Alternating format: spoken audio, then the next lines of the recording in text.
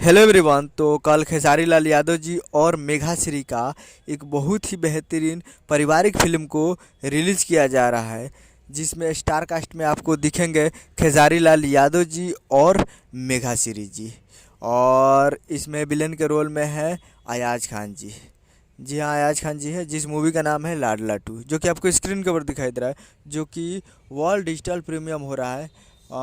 कल 28 अक्टूबर शनिवार शाम 5 बजे वर्ल्ड डिजिटल प्रीमियम हो रहा है। और ये आप अपना पसंदीदा फिल्म लाडला टू के देखे खातिर डाउनलोड करी दंगल प्ले ऐप। ये दंगल प्ले ऐप पे इस मूवी को आप वाच कर सकते हैं, यानी देख सकते हैं।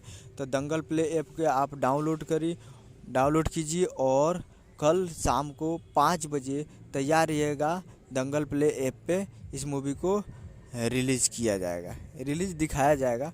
तो दंगल प्ले पे जाइए और शाम को 5 बजे इसको आपको दिखाया जाएगा, तो तैयार रहिएगा। और लाडला टू है, जो कि काफ़ी बेहतरीन और पारिवारिक फिल्म को बनाया गया है, पारिवारिक फिल्म। तो आप इसे देखिए और प्यार दीजिए, काफ़ी बेहतरीन है।